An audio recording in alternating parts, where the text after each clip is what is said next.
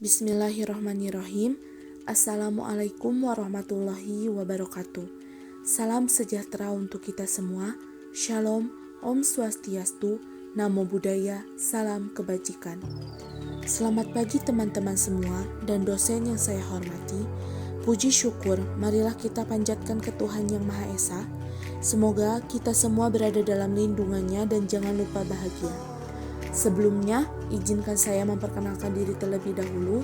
Nama saya Putri Zaskia Mega Utami, selaku moderator dari kelompok 5. Kami mengucapkan terima kasih kepada Ibu Raden Dewi Puspasari, SEMM, selaku dosen mata kuliah Manajemen Sumber Daya Manusia, yang telah memberikan kami waktu untuk mempresentasikan hasil dari penelitian observasi kami yang berjudul Analisis Pemeliharaan Tenaga Kerja di Bank Sumedang. Tentunya di sini saya tidak sendiri, melainkan ada rekan-rekan saya yang menemani. Yang pertama ada Benta Rizky, yang kedua ada Ian Sopian Sanusi, yang ketiga Meta Jahrah, yang keempat Rina Yulianti, yang kelima Sonia Erwina. Kemudian selanjutnya pemaparan materi akan dipaparkan oleh saya dan rekan-rekan saya. Hasibuan mendefinisikan pemeliharaan adalah usaha mempertahankan dan atau meningkatkan kondisi fisik, mental, dan sikap karyawan agar mereka tetap loyal dan bekerja secara produktif untuk menunjang tercapainya tujuan perusahaan. Tujuan pemeliharaan tenaga kerja, Hasibun dalam bukunya menulis 8 tujuan berikut dalam pemeliharaan SDM. 1. Untuk meningkatkan produktivitas kerja karyawan. 2. Meningkatkan disiplin dan menurunkan absensi karyawan. 3. Meningkatkan loyalitas dan menurunkan turnover karyawan. 4. Memberikan ketenangan, keamanan, dan kesehatan karyawan. 5. Meningkatkan kesejahteraan karyawan dan keluarganya. 6. Memperbaiki kondisi fisik, mental, dan sikap karyawan. 7. Mengurangi konflik serta menciptakan suasana harmonis. 8. Mengefektifkan pengadaan karyawan. Kenalkan, saya Putri Zaskia Mega Utami, asas-asas pemeliharaan karyawan sumber daya manusia. Ada beberapa hal yang melandasi pelaksanaan pemeliharaan sumber daya manusia menurut Hasibuan. 1. Asas manfaat dan efisiensi. Pemeliharaan yang dilakukan harus efisien dan memberikan manfaat yang optimal bagi perusahaan dan karyawan. Kedua, asas kebutuhan dan kepuasan. Pemenuhan kebutuhan dan kepuasan harus menjadi dasar program pemeliharaan karyawan. Asas ini penting supaya tujuan pemeliharaan, kesehatan, dan sikap karyawan baik, sehingga mereka mau bekerja secara efektif dan efisien. Ketiga, asas keadilan dan kelayakan. Keadilan dan kelayakan hendaknya dijadikan asas program pemeliharaan karyawan, karena keadilan dan kelayakan akan menciptakan ketenangan dan konsentrasi karyawan.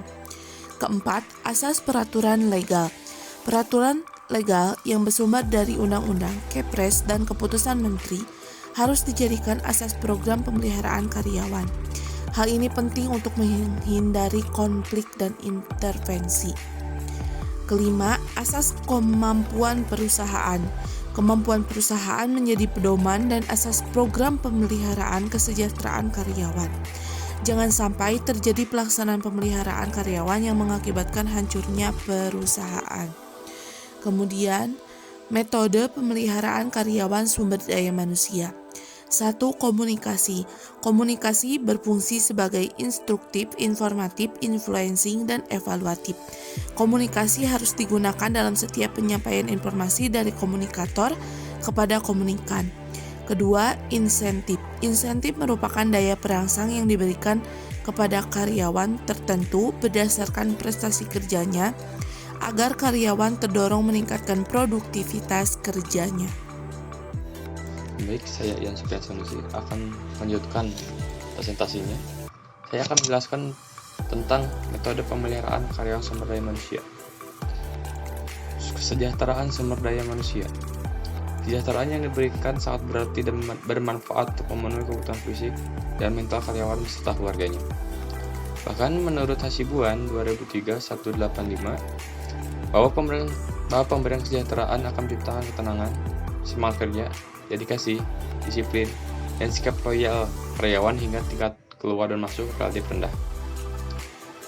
Lalu selanjutnya keselamatan dan kesehatan kerja memiliki arti yang penting bagi perusahaan, terlebih karyawannya. Hal ini harus ditanamkan dalam diri masing-masing karyawan melalui pembinaan atau penyuluhan dari perusahaan. Selanjutnya, hubungan industri Pancasila atau HIP. HIP adalah hubungan antara para pelaku dalam proses produksi barang dan jasa atau buruh, perusahaan, dan pemerintah. Didasarkan atas nilai yang merupakan manifestasi dari keseluruhan sila-sila Pancasila dan Undang-Undang Dasar 1945 yang tumbuh dan berkembang di atas kepribadian bangsa dan kebudayaan nasional Indonesia. Baik, selanjutnya adalah Program Kesejahteraan Tenaga Kerja di Bank Sumedang. Heidasman Ranupandojo 2002 mengatakan bahwa program pelayanan kesejahteraan adalah merupakan salah satu fungsi pemeliharaan tenaga kerja dalam rangka menjaga kondisi fisik dan mental dari para karyawan. Kesejahteraan merupakan salah satu bentuk usaha yang dilakukan perusahaan dalam rangka meningkatkan semangat kerja karyawan. Pelayanan yang diberikan Bank Sumedang di antara pemberian tunjangan dan fasilitasnya dalam bentuk tertentu yang diberikan kepada karyawan di luar gaji. Tunjangan tersebut biasanya berupa transportasi, uang lembur, jaminan kesehatan, cuti, asuransi, tunjangan hari tua, dan program rekreasi atau family gathering berdasarkan kebijakan Bank Sumedang. Perkenalkan, nama saya Meta Zahra Nurofani.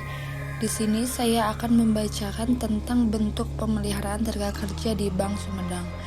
Dalam bentuk pemeliharaan tenaga kerja di Bank Sumedang melakukan pelatihan untuk meningkatkan kinerja karyawan dan tentu juga untuk menambahkan skill untuk karyawan yang diberikan pelatihan tersebut. Dan tidak lupa juga dalam hal pemberian tunjangan untuk memberikan kenyamanan dan keamanan untuk karyawan tersebut.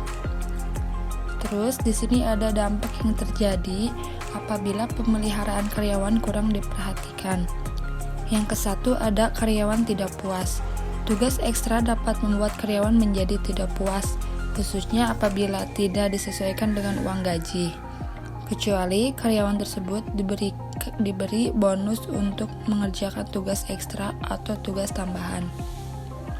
Bahkan tidak menutup kemungkinan karyawan dapat melakukan tindakan curang pada perusahaan yang ujung-ujungnya perusahaan akan merugi. Yang kedua ada kerja asal-asalan. Yang berbahaya apabila karyawan bekerja di bawah tekanan dan manajemen yang buruk. Mereka mungkin tidak resign, tetapi mereka melakukan pekerjaan dengan asal-asalan. Karena mereka menganggap walaupun mereka bekerja dengan baik tetapi tidak menguntungkan mereka.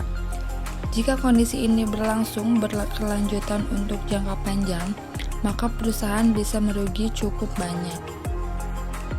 Nama saya Rina Yulianti. Saya akan melanjutkan pembahasan dari Meta. Dampak yang terjadi apabila pemeliharaan karyawan kurang diperhatikan. 3. Kinerja yang terpengaruh. Sistem praktik manajemen yang buruk dapat membuat semangat kerja karyawan menurun. Karyawan bisa menjadi stres dan kesehatan karyawan terganggu. Selain itu juga dapat menyebabkan biaya perusahaan jadi membengkak dan omset perusahaan pun menurun. 4. Karyawan yang tersisa di perusahaan.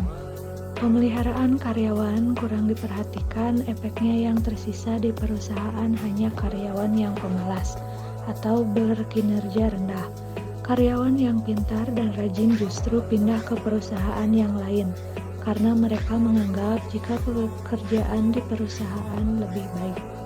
Selanjutnya, cara Bank Sumedang mengelola pemeliharaan para pekerja agar memiliki loyalitas dan tanggung jawab terhadap pekerjaan dan pimpinan. 1. Memberikan reward atau bonus. Reward atau bonus ini bisa berupa uang, liburan khusus, atau benda yang berharga untuk mengingat keberhasilan karyawan di tempat mereka bekerja.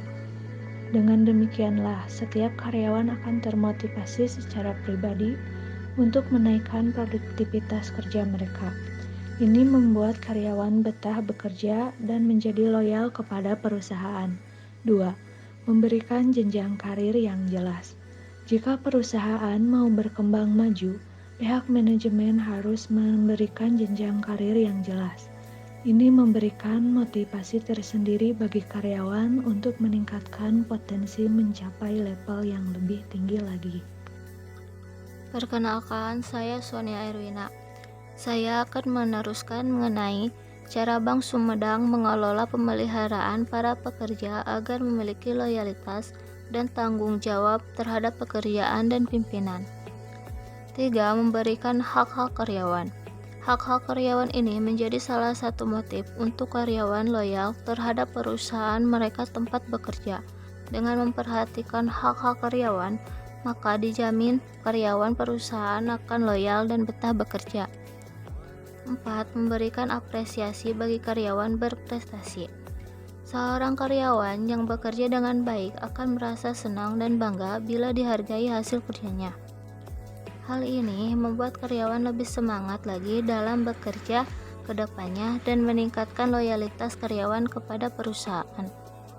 Selanjutnya, kendala yang sulit dilakukan dalam pemeliharaan tenaga kerja di Bank Sumedang.